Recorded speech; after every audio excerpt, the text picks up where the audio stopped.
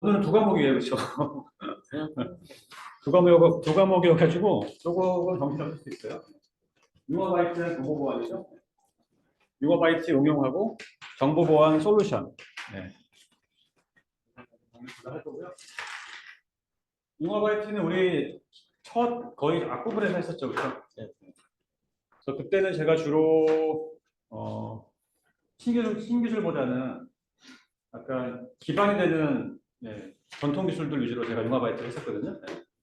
오늘은 이제 최근에 화두가 되고 있는 신기술들을 제가 좀 언급을 해드릴 거예요.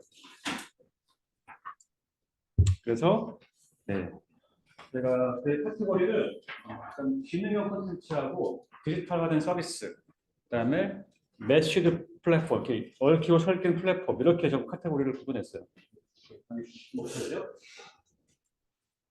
그다음에 이제 우선 들어가기 전에 제가 학습 접근 방법을 조금 설명을 드리고 그리고 진행을 할게요. 예, 약속 앞에 있어.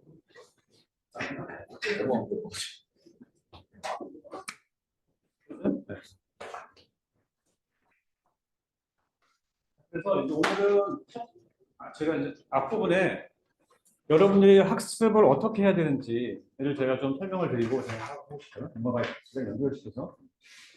이 그림 뭔지 아시죠? 이 그림 본 적 있으세요, 혹시? 네. 본 적 있으시죠? 네, 본적 있으시고. 이게 뭐냐면, 가트너가 만든 기술 성숙도 곡선이에요. 영어로 하게 되면 가트너의 하이프 사이클. 그래서 가트너가 어떻게 그리냐면, 기술이 이제 막 등장하고, 등장하고, 그다음에 기대치가 올라가고, 그다음에 약간 그 기대치가 실망감으로 이어지고, 다시 이제 사람들이 이제 이런 거구나라고 이제 배워서 개몽돼가지고 다시 기술에 대한 올바른 이해를 하고 마지막에 이제 그 전 산업의 생산성을 가지고 오는 시점으로 가트너가 이 가로축을 분리했어. 기술이 처음 도입돼서 활성화되기까지. 그리고 세로축은 뭐냐면 이게 기대치예요. 기대치. 그러니까 사람들의 기대치.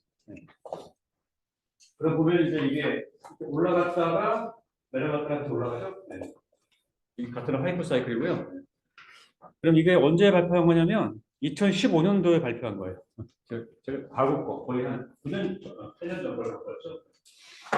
그럼 여기서 보면은 각 곡선마다 이렇게 점이 보이죠. 점이 보이고 점에 이제 각각 기술들이 있는 거예요.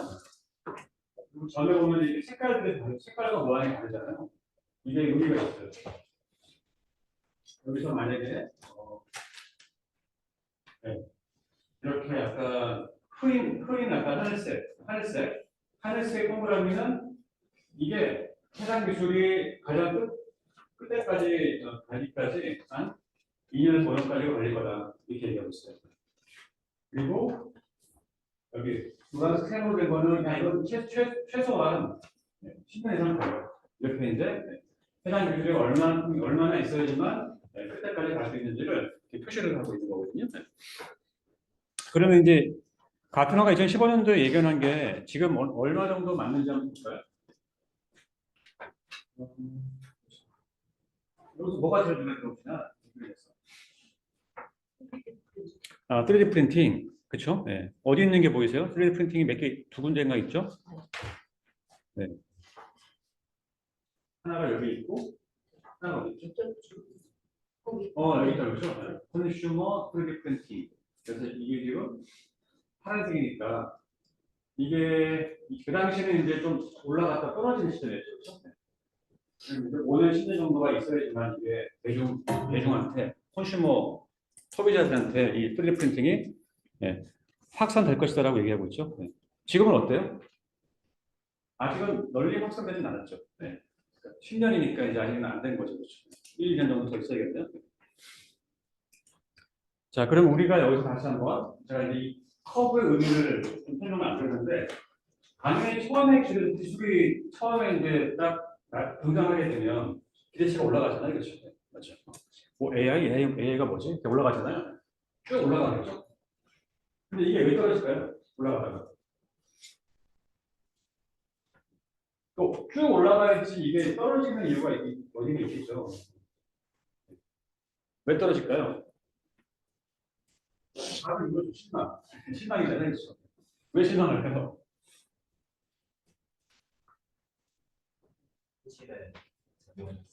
네. 그렇죠. 네. 이슈가 있는 거죠. 보통 이렇게 올라가서 여기까지 가게 되면 이때 제일 뭐가 많이 어떤 것들이 제일 많이 발생하냐면 세미나. 네. 세미나에서 다 발표를 해요, 많이 좋다고. 근데 막상 세미나를 가서 좋네 해볼까 했는데 막상 해보니까 돈도 비싸고 내가 예전에 그거 쓰던 거랑 거의 다를 게 없는 거예요. 그러니까 이제 이거 뭐 별거 아니네라고 떨어지겠죠. 자, 그러면 이제 이 떨어지는 사이에 어떤 일이 일어날까요? 떨어지는 사이에 어떤 일이 일어날까요? 어쨌든 이 기술을 가지고 뭔가 장사를 하려는 사람들은 어떻게든 고객한테 더 팔려고 노력을 할 거잖아요. 가격도 낮추고 기술 성숙도 높이고 뭔가 이제 가치가 있다는 걸 증명하려고 많은 노력들을 할 거잖아요. 그 노력이 어떤 게 있나요? 보통 POC를 한번 해본다거나 파일럿을 고객들한테 한번 적용시켜보는 거죠. 그러면 뭐 실패도 하겠지만 성공 사례가 나오겠죠? 그럼 성공 사례가 하나씩 둘씩 나오는 거예요. 나오면서 이거는 이렇게 하니까 네, 예전보다 더 다른 뭔가의 가치를 얻을 수 있어 라고 이제 배우는 거죠. 배워서 점점 이게 이제 성공 사례가 커지면서 전 산업에 이제 확산되는 거죠. 이렇게 커브를 이해하시면 돼요. 네. 그러면 이제 이거 우리가 해당 기술을 봤을 때 해당 기술이 어디에 있는지를 좀 파악하는 것도 도움이 돼요. 왜냐하면 그래서 시험 문제 나오니까요. 보통 1교시 형태 문제가 어디 있는 게 나오냐면 여기에 있는 게 1교시 형태로 많이 나와요. 새로운 기술들 너 알고 있어 이거? 너 최신 트렌드를 잘 파악하고 있어? 이렇게 나와요. 그 다음에 2교시, 3교시, 4교시형 문제는 어디가 나올까요? 여기 있는 게 나올까요? 안 나올까요? 여기 있는 거는 안 나와요. 여기 있는 게 나와요. 왜냐 기술사는 뭔가 프로블럼 솔빙을 할 수 있는 사람들이잖아요. 여기에 있는 기술들은 어떤 상황인 거예요? 뭔가 문제가 있죠. 문제가 있어서 끌어올려야 되잖아요. 그러니까 물어보는 거예요. 야, 해당 기술, 해당 서비스가 있는데 이게 문제점이 뭐니? 어떻게 하면 이게 더 문제점을 해결할 수 있겠는지를 물어보는 거죠. 그래서 이교시험 문제가 여기. 자, 그렇게 하면 되고. 그럼 여러분들은 기술이 나왔을 때 이제 공부를 해야 되겠죠? 공부를 이제 어떻게 해야 되는지를 다시 좀 해볼게요. 이제 그게 방금 왼쪽에 있는데 다 아시는 거죠. OWH는 다 아시는 거잖아요. 네. 그래서 자, 여기 있는 것 중에 여러분들이 아무거나 한번 만만한 거 한번 찍어보세요. 같이 해볼게요. 제가 같이 어떻게 해당 토픽을 공부를 해야 되는지.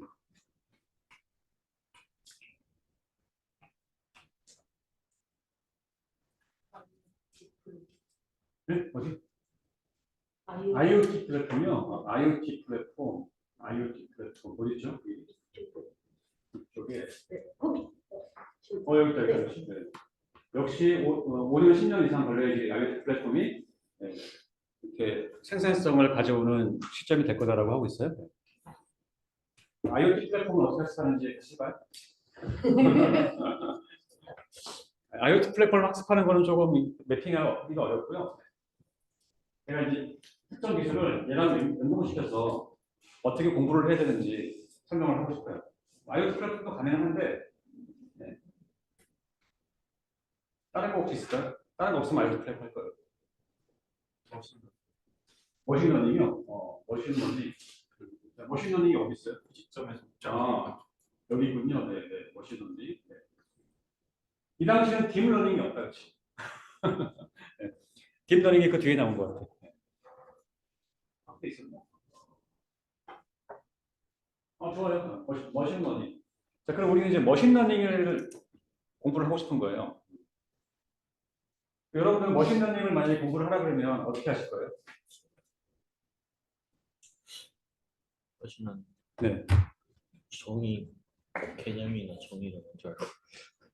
아, 그렇죠. 근데 이제 그걸 하기 전에 뭘 하실 거예요? 검색하겠죠? 네.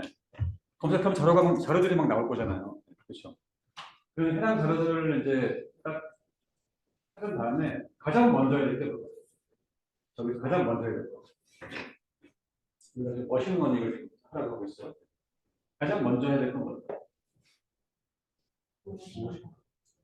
무엇인가, 그렇죠? 네. 이게 무엇인지를 알아야겠죠? 네, 번. 여기는 네.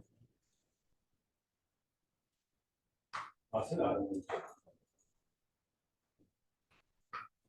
그리고 머신러닝이 무엇인지에 대한 정의를 내릴 수 있어야겠죠, 정의. 그렇죠? 네, 정의.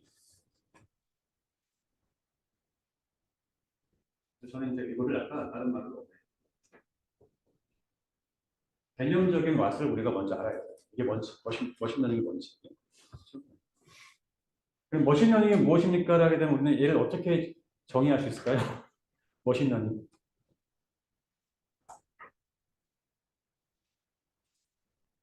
기계에서 학습.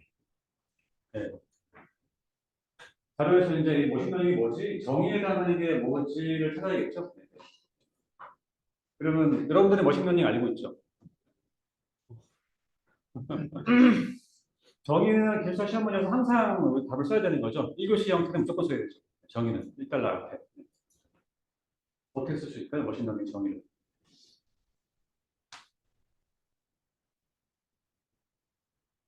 되게 막막하죠, 그렇죠? 뭔가 정의를 내리려고 하니까 막상 이걸 어떻게 써야 될지가 애매모호한 거예요. 어쨌든 이 정의라고 하는 보통 두 줄 정도로 정리를 할 수 있고요. 정의를 읽으면 머신러닝의 모든 키워드가 다 나와야 돼요. 핵심적인 키워드가 다 담기게끔. 네. 그러니까 머신러닝의 핵심 기술 있죠. 핵심 기술, 그 다음에 핵심 원리,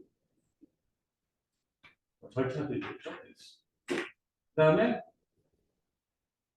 머신러닝이 뭔가 제공해주는 그런 가치, 이런 것들이 정의에 나오면 되겠죠. 그렇죠. 그러면 이제 머신러닝의 핵심 기술은 뭘까요? 핵심 기술.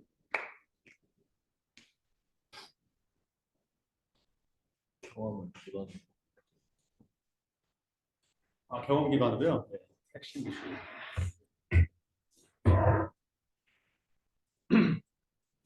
머신러닝 핵심 기술 어떻게 할까요? 데이터베이스. 데이터베이스? 학습. 학습이죠. 학습이죠. 학습. 학습이죠. 네. 그 다음에 라벨링 데이터. 네, 라벨링 데이터. 네. 그건 너무 좀 들어갔다 그렇죠. 네. 그다음에 뭔가 학습하기 위한 데이터를 필요하겠죠. 그렇죠. 학습을 누가 하죠? 기계가. 학습을 기계가 하는 거죠. 네. 기계 수동하는 거예요. 기계가. 학습이 여러 가지 방법이 있죠. 네. 강화 학습. 그렇죠. 네. 강화 학습, 지도 학습, 비지도 네. 이렇게 돼 있잖아요. 네. 그럼 이제 기계 스스로가 지도 또는 비지도 강화 학습을 하는 거예요. 네. 무엇을요? 데이터. 데이터. 기계가 확보된 데이터를 가지고 기계가 확보된 데이터를 가지고 지도, 비지도 또는 강화 학습을 하는 거예요. 그렇죠? 맞죠? 학습을 해서 제가 이제 사실은 이 핵심 기술을 지금 이 원리와 매핑시킨 거죠. 그러니까 기술만 알렸을 때는 이 원리 절차 순서가 안 보이는데 제가 순서 번호를 붙이니까 그렇죠? 순서 번호를 붙이니까 이 원리 절차가 나오죠. 그렇죠? 네. 그래서 그럼 가치는 뭐예요? 이렇게 학습을 해서 기계 학습을 해서 이거 뭐죠? 가치는?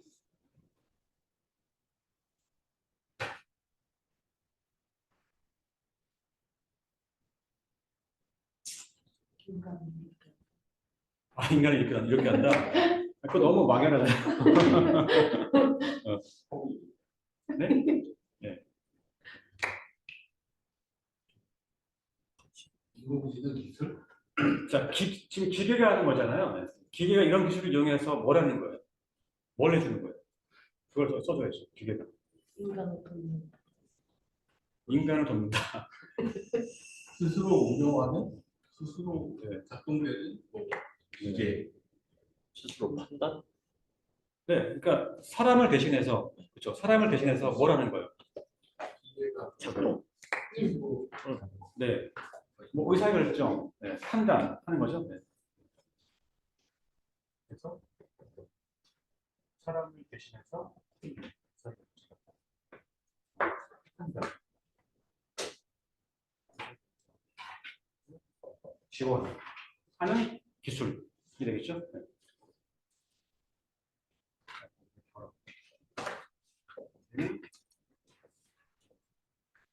기술이죠, 기술. 됐어요? 그러니까 이제 핵심 기술을 내가 딱 뽑아낸 다음에 이거에 대한 동작 절차를 써주고 이게 그래서 무엇을 해주는 기술이다 이렇게. 그렇죠? 네. 이게 정의예요, 맞죠? 머신러닝. 이걸 여러분들이 처음에 이해하셔야겠죠? 처음에 이제 그 자료를 본 다음에 이렇게 하게 되면 여러분들은 모든 토픽에 대한 정의를 이런 식으로 내리시면 돼요. 이렇게 기술과 절차와 그다음에 가치, 그다음에 얘의 실체 결합 마지막으로. 그러니까 이게 기술인지 아니면 서비스인지 어떤 뭐 절차인지 그렇죠? 네. 자, 그러면 이렇게 개념적 정의를 내렸어요. 두 번째는 뭘 해야 될까요?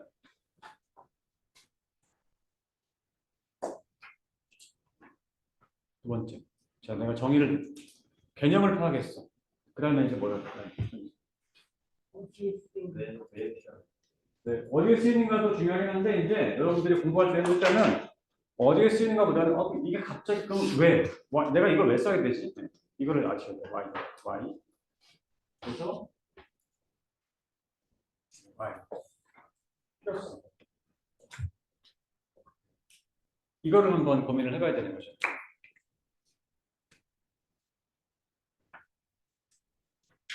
왜냐하면 이제 기술이 나왔지만 이게 실제로는 필요 없을 수도 있어요. 그러니까 우리가 Y를 내고 생각한다는 얘기는 이 기술이 다른 것과 뭐가 차별화가 되길래 이게 필요한지를 파악할 수 있는 거예요. 그러니까 다른 것들과의 차별점. 그러면 머신러닝은 왜 필요하다고 우리가 볼 수 있을까요? 필요한가 했다면 그러니까 우리의 질문은 이게 필요해 안 필요해? 이렇게 한번 던져보는 거예요. 정말 있어야 돼 이게? 어때요? 있어야 돼요? 없어야 돼요? 있어야 할 것 같은데. 있어야 되죠, 그렇죠? 네. 그럼 우리는 어떤 측면에서 있어야 된다고 볼 수 있어요? 필요성은 어떤 측면에서? 인력 감소? 인력 감소? 근데 그렇네요. 네. 인력 감소. 그걸 어떻게 좀 뭐라고 좀 표현하죠? 정부에서 기술적 인력이 그러니까 더 적은 인력으로 뭔가 가치를 만들어낼 수 있는 거죠. 비용 감소. 비용 절감.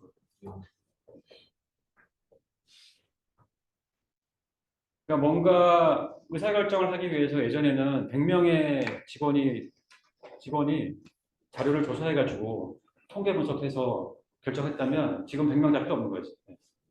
이 머신러닝 학습을 시키려 한 명만 있으면 되는 거죠. 그렇죠. 비용 절감을 할 수 있겠죠. 또 있나요? 업무 자료. 내용은 저희가 자동화. 네. 그러면 자동화가 좋아요. 그럼 자동화가 되면 뭐가 좋아지는 거죠? 자동화가 되면 좋아지는 게 뭐죠? 생산성. 그렇죠. 예. 자동화가 되게 되면 생산성이 향상되겠죠. 단위 시간당 더 많은 일들을 처리할 수 있겠죠. 또 있나요? 생산성 외에 자동화가 되게 되면 자동화의 반대는 뭐죠? 자동화의 반대는 수동. 예. 사람이 수동으로 하는 거죠. 예. 그 사람이 수동으로 하는 거와 자동으로 하는 거의 차이가 뭘까요? 시간도 있지만 또 뭐가 있죠? 네, 실수. 네, 실수. 품질. 품질이 올라가는 거죠. 이것도 올라가. 맞죠? 자동화. 네. 또 있나요? 비용 절감, 자동화. 자, 우리는 지금 이제 기계학습, 머신러닝을 하고 있어요. 그렇죠? 머신러닝. 비용 절감, 자동화. 자, 지금 여러분들은 어떻게 한 거냐면, 머신러닝의 이 필요성을, 생산자 입장에서 지금 생각하신 거거든요. 그렇죠? 네. 근데 제가 저번에 융화바이트 할 때 관점을 뭐죠? 제공자와 소비자 두 개로 구분하라고 했잖아요. 네. 그럼 이제 우리는 이거의 필요성을 생산자 외에 한번 소비자 입장에서 한번 써보자 이거죠. 편의성. 편의성. 편의성이 올라가네요.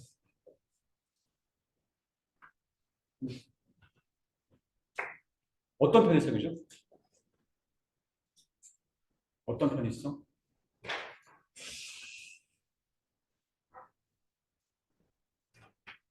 머신러닝 기술을 쓰게 되면 어떤 편의성이 있죠?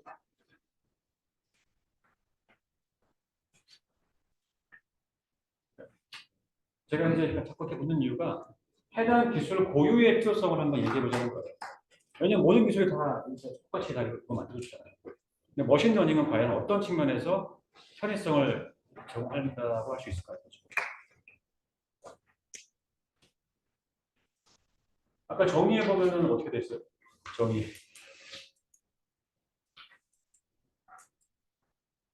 머신러닝을 쓰게 되면 사람이 뭔가 예전에 머신러닝이 없을 때 어떻게 했어요?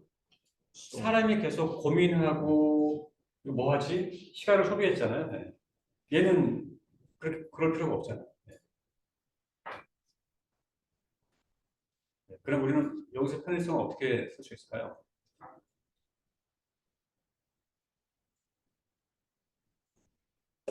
어떤 걸 하는 거를 얘가 편하게 해주는 건가요? 고민하는 네, 의사결정. 네. 여기다가 이제 의사결정을 넣습니다.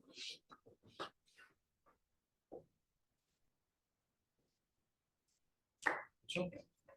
우리 제품을 어디다 팔아야 되는지를 내가 고민할 필요가 없는 거예요. 이 AI, 그러니까 머신러닝이 판단해서 알려준 그 뭐죠? 결과대로 그냥 하면 되는 거예요. 이렇게 필요성을 쓰면 될 것 같아요.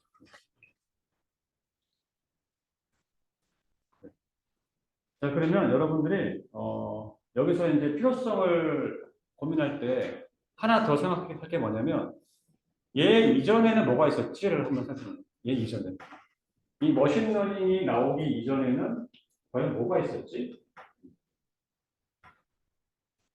이걸 한번 고민을 해봐야 되는 거죠. 기계학습. 기계학습 전에는 뭐가 있었지? 인공지능. 인공지능. 그렇죠. 왜냐면 머신러닝이 인공지능의 범주니까 그렇죠. AI. 네. 그리고 기존 AI랑 머신러닝의 차이가 뭐지도 한번 고민해봐야겠죠.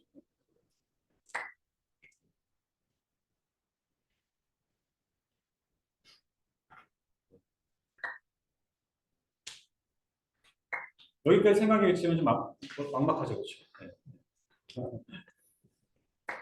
그 어떻게 보면은 머신러닝이라는 말이 나오면서부터 본격적인 이제 AI라는 말이 나왔다고 볼 수 있을 것 같아요. 기존에는 사실은 AI라는 개념은 있었지만 주로 어디에 국한됐을까요?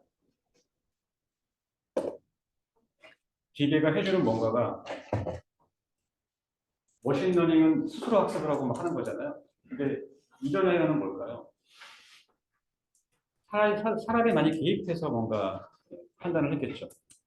주로 뭐 통계.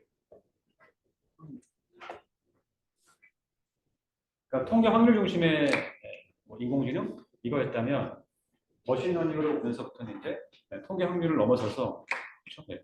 예측까지 기계가 알아서 판단시키는 거죠. 사람의 손이 덜 들어가는 거죠.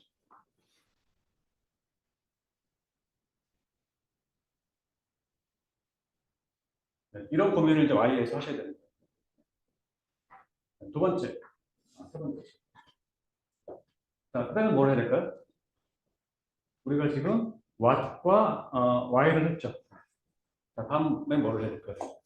주변은 how요? how. 네. how가 필요하겠죠? 네. how를 하기 전에 우리가 뭘 알아야 될까요? 지금 여기까지 해서 여러분들의 개념하고 그냥 필요성만 안 거잖아요. 네. 그럼 바로 how를 들어갈 수 있어요? 네. how를 들어갈 수 없죠. 어디에 쓸 것인가 그것도 좀 알면 좋긴 좋은데요. how에 들어가기 전에 우리는 뭘 파악을 하면 좋을까요? 무슨 요소? 네, 그렇죠. 구성 요소 맞죠? 네. 구성도 구성 요소. 그리고 우리는 아직 공부 안 했잖아요. 네. 그건 여기서 어떤 거예요? how의 what이에요. 제가 아까 여기 what에다가 앞에다가 뭘 이렇게 표를 단 이유가 있겠죠? 네. 제가 막 드린 거예요. 구체적인 것. 구체적인 것. 저는 이걸 한마디로 얘기해서 아키텍처라고 한번 정리할게요. 일단 how를 하기 전에 아키텍처를 아셔야 돼요. 구성도, 그렇죠? 구성도, 구성 요소. 그렇죠? 그래서 이제 여기서 이제 여러분들이 그림을 그리실 수 있어야겠죠. 그렇죠? 그림을 그릴 때는 이렇게 레이어를 좀 그리게 있어가지고 레이어를 그려서 예를 들어서 머신러닝을 하기 위해서는 어떤 게 입력으로 들어오는지 입력이 있겠죠? 소스. 그렇죠? 네. 그다음에 여기서 핵심 메커니즘이 있겠죠. 이렇게 해서 된다, 이런 식으로. 그다음에 여기서 그다음에 이거에 대한 뭔가 뭐 가치, 결과. 이게 뭐 대시보드로 나올 수도 있고 자동화된 뭔가에 자동화된 도구를 그릴 수도 있고 들어와서 이렇게 된다. 라고 그림을 그릴 수 있어야겠죠? 네. 머신러닝에서. 여기는 주로 이제 소스니까 데이터가 되겠죠? 학습 데이터. 여기 뭐 테스트 데이터 이렇게 분류할 수 있겠죠? 그렇죠? 네. 여기는 뭐 지도 학습 들어갈 수도 있고 비지도가 들어갈 수도 있고 방어가 들어갈 수 있고 이 각각에 대한 지도화를 하기 위한 절차가 들어갈 수도 있고 여기 메커니즘이 들어갈 수도 있죠. 이렇게 이제 머신러닝에서 핵심 구성 요소를 뽑아가지고 이 그림으로 만드는 거예요. 여러분들이 그림을 만들 수 없잖아요. 그럼 어떻게 해야 돼요? 연습해야죠. 연습하는 것도 어디 연습을 해야 되는데 어떻게 하냐면 검색한 자료가 있을 거잖아요. 그렇죠? 자료를 보면 그 안에 이제 이런 그림이 있을 거예요. 그림이 있거나 아니면 구성 요소만 나열되어 있을 수 있어요. 그럼 그 구성 요소를 나열된 거를 여러분들이 그림으로 이렇게 만드셔야죠. 그렇게 하셔야 되겠죠? 자, 네. 아키텍처가 뭐라고 했죠? 우리가 아키텍처가? 아키텍처가 무엇인지를 만약에 누가 물어봤어요. 그날 아키텍처가 뭐라고 얘기를 할 수 있을까요? 아키텍처의 정의.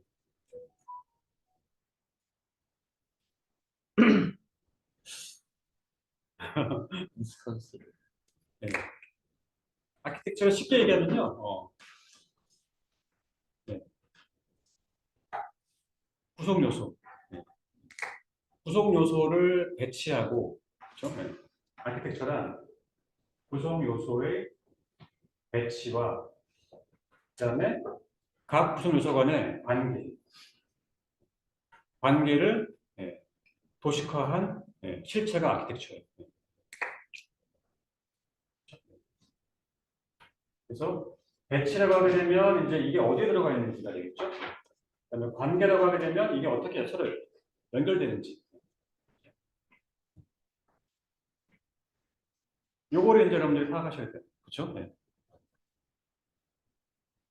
자, 그 다음에 뭘 해야 되죠? 머신러닝에 대한 이제 구체적인 맛을 알았어요. 그 다음에 how를 아셔야겠죠. how. 자, how를 한국말로 하면 뭐죠? 얼마나 어떻게. 네. how를 쉽게 얘기하면 뭐 예를 들어서 동작 원리죠, 그렇죠? 동작 원리 또는 절차, 그렇죠? 절차 또는 적용 방법 이런 게 how가 되겠죠? 네. 동작 원리. 그럼 이제 머신러닝이 어떻게 데이터를 입력받아가지고 그렇죠? 네. 걔를 학습을 해서 의사결정을 하는지 그게 동작 원리로 들어가야겠죠. 네. 그다음에 적용 방법은 이 머신러닝을 실제 어떻게 그 실무에 적용할 건지 그런 것들을 하우에서 우리가 찾아내야겠죠.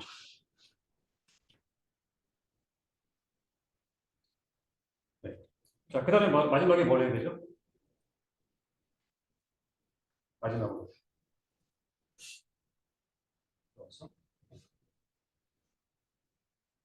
저 중에 뭐가 더 될까요? 남은 게 where, when, who죠. 네.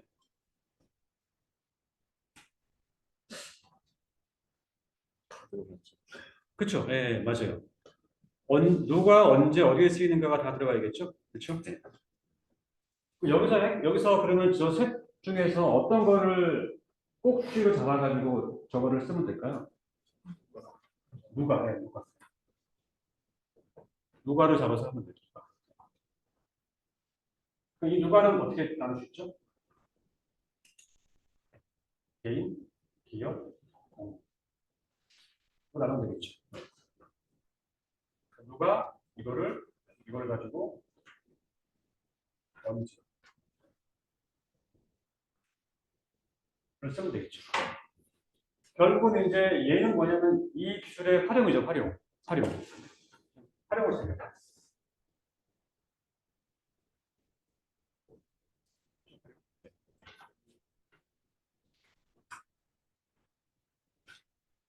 이렇게 이제 따지면 돼요.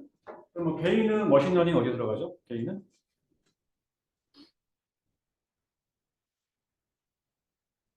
개인이 머신러닝 어디 들어갈까요?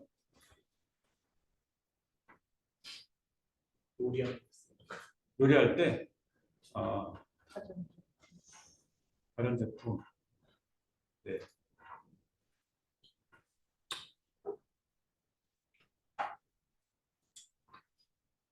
개인이 어디 있을까요? 그러니까 여러분들이 지금 현재 시점에서 가장 많이 이제 이 머신러닝 기반의 인공지능 프로덕트를 가지고 쓰고 있는 게 뭔지를 한번 생각하면 되겠죠. 뭐가 있나요, 요즘에? 요즘에 여러분들이 많이 쓰고 있는 게 뭐예요? 챗GPT는 어때요? 챗GPT를 쓰고 계시잖아요. 챗GPT는 여러분들한테는 뭔가요?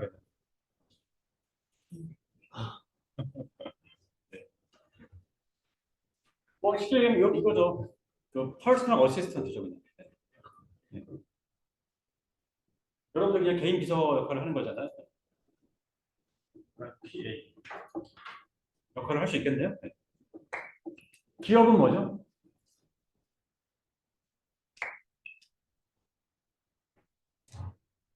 기업. 네. 머신러닝이 기업에 주는 활용도가 뭐가 있죠? 의사결정 지원? 네, 의사결정 지원 맞아요. 의사결정 지원. 고객들을 타겟팅하거나 그렇죠? 제품을 어떤 제품들을 만들어낼지. 물론 개인도 의사결정 지원이긴 해요. 기업들은 조금 더 이제 생산 쪽에 포커스를 두고 하겠죠. 그리고 이제 투자, 그렇죠? 네. 그다음에 상품 이런 거에서 의사결정을 전하는 거죠. 공공은 뭐가 있을까요? 공공.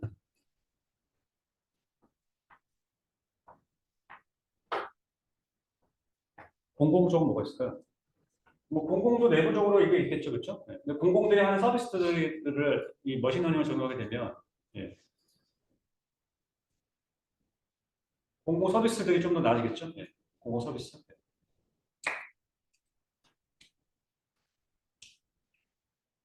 그래서 예를 들어서 공공이니까 뭐가 있을까요? 교통, 환경 이런 거잖아요. 교통, 환경.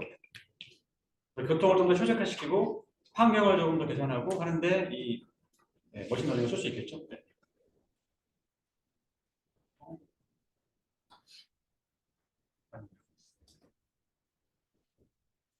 이런 식으로 정리하게 되면 여러분들 머신러닝을 그냥 한 세트를 공부를 한 거예요.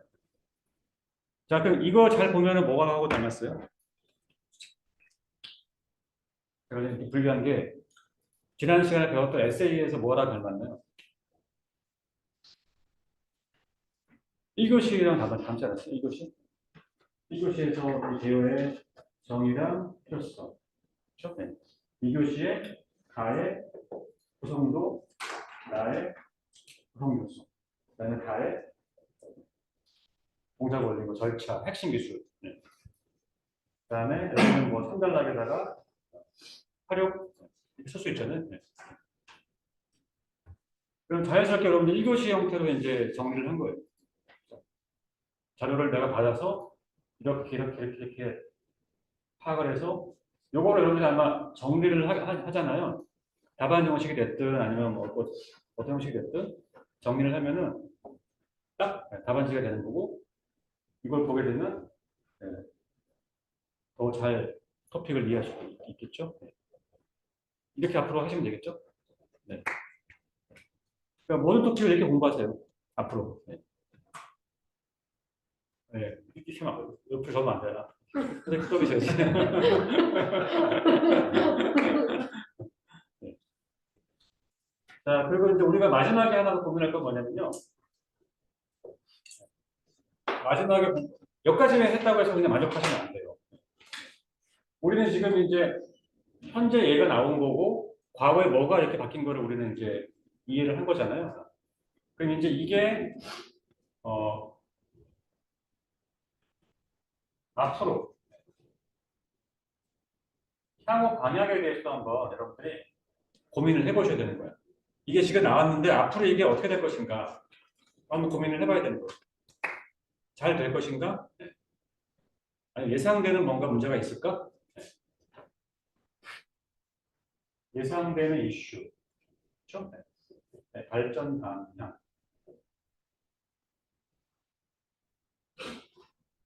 이런 것들도 한번 고민을 해보시라는 거죠. 맞죠? 네. 그러면 머신러닝을 딱 공부를 해보니까 아 그래 막 데이터를 막 모아가지고 약간 학습을 해가지고 의사결정을 지원하는구나 사람이 개입되지 않는 거구나 이렇게 우리가 알았잖아요. 그러면 이게 되게 좋네 라고만 하지 마시고 이렇기 때문에 얘가 좀 뭔가 문제가 좀 있을 것 같아. 걔를 어떻게 좀 더 해결하면 좋겠어. 그걸 같이 고민을 해야 되는 거예요. 자, 그러면 어떤 예상의 수가 있나요?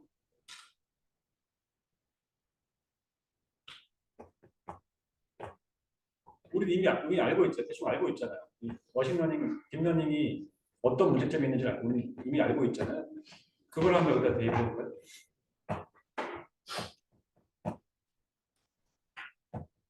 사람이 개입하지 않고 기계가 판단하는 거니까 학습 데이터가 만약에 좀 오염되거나 그렇죠? 그다음에 여기에 약간 편향된 데이터가 들어가 있으면 잘못된 판단을 할 수 있잖아요.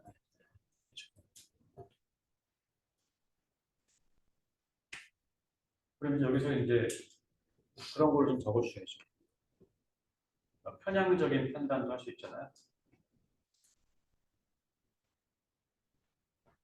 그렇죠?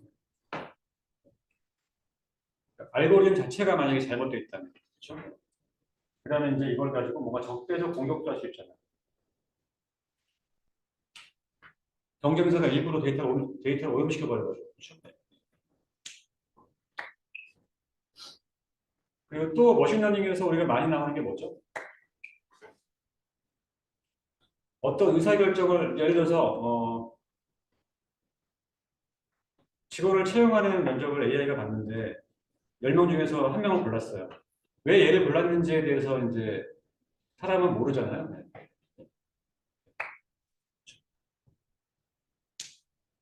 그걸 우리가 뭐라고 부르죠? 뭐라고 부르는 설명 가능한 AI. 기계가 판단한 것들이 정말 제대로 한 건지를 뭔가 검증할 수 있는 방법이 필요한 거죠. 검증 문제. 그래서 이제 아까 말한 대로 그 설명 가능한 AI가 필요하지 않겠니? 예. 그다음에 오염되고 편향적 판단을 좀 더 감소시킬 수 있는 무엇인가가 더 필요하지 않겠니? 이렇게 이제 나오는 거죠. 네.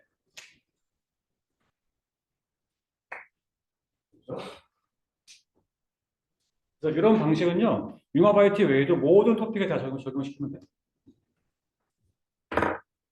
이거를 이렇게 학습하는 거를 생활화하게 되면, 네. 여러분들 사고 자체가 이렇게 바뀌기 때문에 어떤 문제가 나와도 저 사고 방식으로 문제를 풀 수 있어요. 그렇죠? 뭐 제가 설명한 거에서 질문사항 있나요? 이거 뭐 말도 안 된다거나 이렇게 하면 잘 되겠죠. 공부가 그렇죠. 네. 네. 여러분 이렇게 공부가 그동안 하신 거 아니에요? 그렇게 했습니다. 그렇구나. 왜 안 되시는 거예요? 학습 구조. 학습 구조요. 네. 그래서 계속 여러분들이 습관을 들이셔야 돼요. 습관을 들이면 자연스럽게 내재화가 돼요. 생각만 하지 마시고 직접 한번 써보셔야 돼요. 자, 그 다음에 기타 여러분들이 특히 융합 IT랑 신기술은 어쩔 수 없어요. 제가 제 강의 자료도 뭐 지금 시점에서의 자료를 담은 거니까 이것도 지금 이제 오늘 지나가기 때문에 옛날 거가 되잖아요. 그래서 특히 우리 카페 대리사님 올려주는 거 각종 자료들 있잖아요. 거기서 뭐죠? 주간기술 동향? 아세요? 주간기술 동향? 네. 거기 주간기술 동향으로 나오는 자료들은 조금 관심을 갖고 보시면 돼요.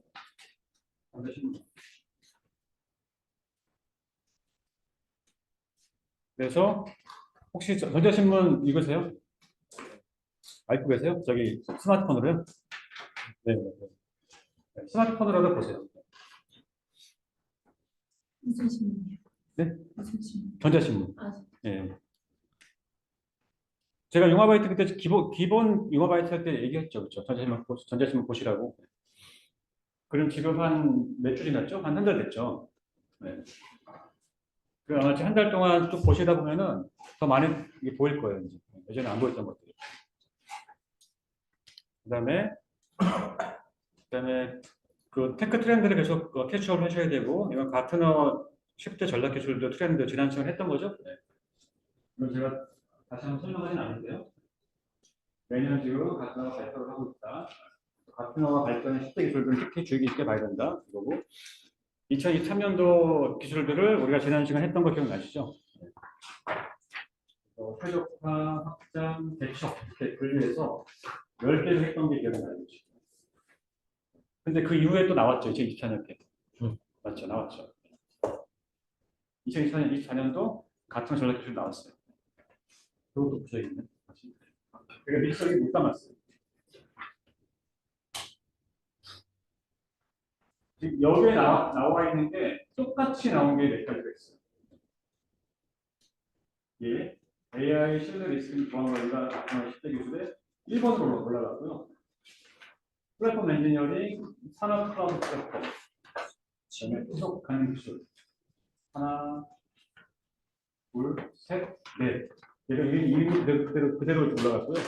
나머지들은 조금 이제 약간 발전했어요. AI가 되게 많이 나와요. 올해 거에. 내년도 거에는. 잠깐 보여드리면. 네. 배춘석 교수님이 딱 카페에 올렸어요. 이거 보셨어요? 네. 네, 보셨죠? 네. 보게 되면 크게 이제 네.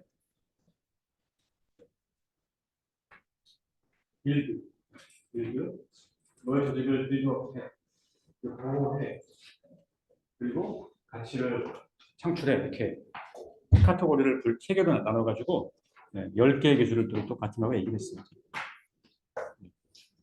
근데 이제 메인 유해가 이제 다 대부분 다 그거예요. 신뢰, 보안 다 그거예요. 그다음에 환경, ESG, 네, 플랫폼 엔지니어링, 그다음에 AI 오그멘티드 디벨롭먼트 그렇죠? 네. AI를 이용해서 개발을 하는 거죠. 그러니까 디자인에서 바로 그냥 코드가 나오는 거죠. AI가 코드를 만들어주는 거죠. 그러니까 아예 개발에 AI가 내재화돼가지고 네, 개발을 도와주는 거죠. 아예 그냥.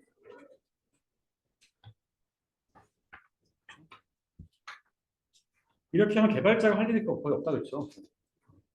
내가 디자인만 하면 바로 코드가 따라오는 거예요. 그리고 이 코드를 다른 걸 AI가 도와주고 네, 테스트하는 것까지 AI가 다 도와주고.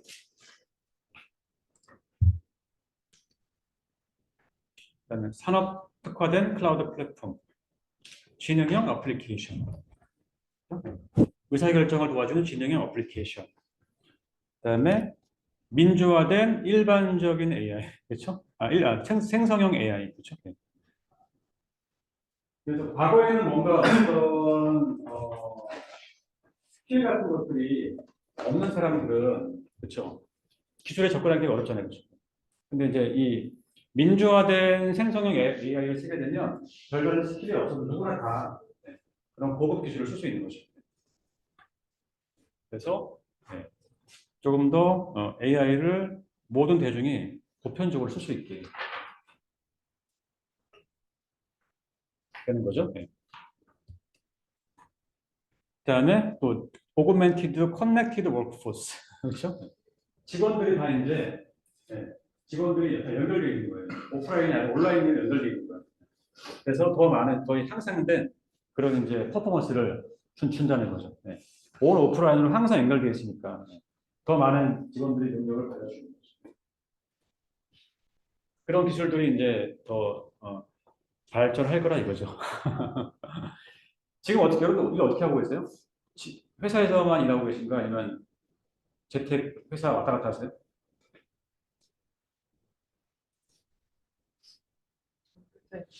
회사에서 하시죠? 네. 네. 저희 그룹사들은요 회사에 안 나와요. 회사에 거의 안 나와요. 집에서 그냥 일해요. 협업 플랫폼, 협업 툴 이용해가지고 협업 툴로 이제 서로 대면해서 회의하고 여기다가 화면 띄우고 말하는 것들이 자동으로 이게 회의력이 만들어져요. 번역이 돼요. 자동으로. 그런 협업 툴들을 쓰게 돼 있거든요. 그럼 좀 더 이제 오프라인, 온라인 연결된 이 인력들이 더 많은 생산성을 주는 거죠. 마지막으로 이제 머신 커스터머. 네. 그러니까 뭔가 물건을 주문하는 사람이 주문하는 그게 사람이 아닌 거죠. 기계가 스스로 물건을 주문하는 거죠. 알아서 사람 대신. 그런 걸 생각하시면 메시지를 받고 대답하는 것도 기계가 하는 거죠. 네. 사람이 하는 거. 이렇게 머신 커스터머라고 또 커스터머가 올해 딱 네. 이런 이름으로 처음 이 이름을 갖고 있어요. 머신 커스터머. 2024년 1월 27일 날 나오는 1교시 문제로 되게 좋죠. 머신 커스터머. 그렇죠. 머신 커스터머. 네. 그럼 머신 커스터머가 뭐냐? 자동으로 이렇게 메시지를 받아서 처리해주고 딜도 얘가 최적으로 협상해주고 그다음에 얘가 물건도 고민해주고 경험도 같이 고민해줘야 돼 기계가. 그 다음에 서비스 요청도 나를 대신해서 해줘. 이런 거죠. 그렇죠? 만약에 집에서 뭔가 쓰는 그 제품이 망가졌어요. 그럼 사람이 전화 걸어서 다 불러야 되잖아요. 얘가 알아서 부르는 거죠. 지가 알아서. 그렇게 생각하시면 돼요. 자, 이게 이제 내년도를 이끌어갈 10대 기술이라고 하는 거예요. 자, 지금 시간이 1교시가 마칠 시간이 됐으니까 10분 쉬었다가 다음 시간에 또